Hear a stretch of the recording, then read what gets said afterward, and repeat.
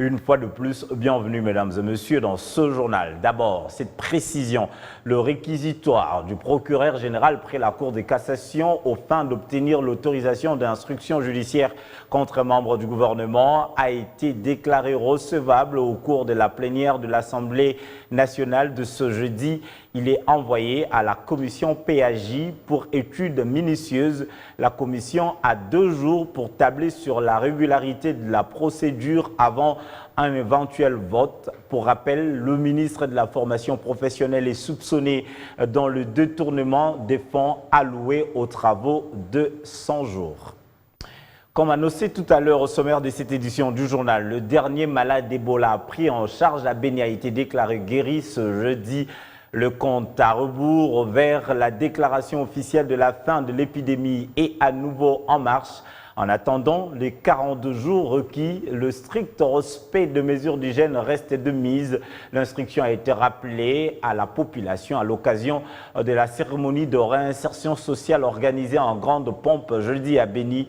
Le Nord Kivu n'a plus de malades d'Ebola. Le dernier cas est sorti du centre de ces traitements de la ville, annonce faite jeudi à la presse à Goma par le ministre provincial de la Santé, le docteur Moïse Kanyere, à lui d'ajouter que 2 de 3 nouveaux malades de Covid-19 enregistrés au Nord Kivu attendent leur 2e test pour être déclarés totalement guéris.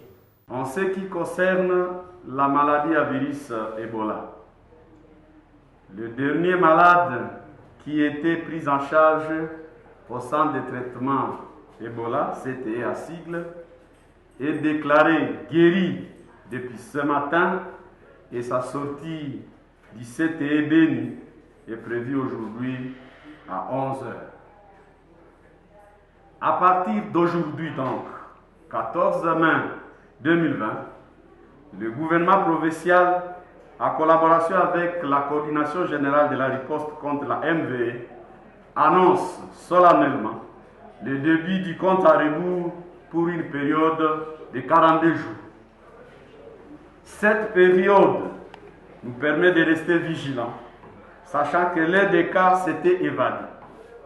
Si ces derniers génèrent des cas, c'est au cours de cette même période que l'on pourra les détecter.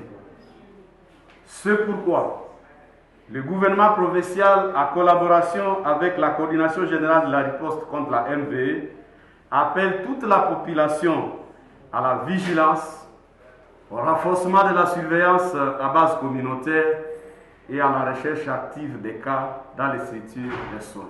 La province du Nord Kivu n'a pas enregistré de cas supplémentaires de Covid-19. Sur les 3 cas positifs suivis et pris en charge, 2 ont fini le traitement et leur contrôle est en cours. Le dernier cas poursuit son traitement.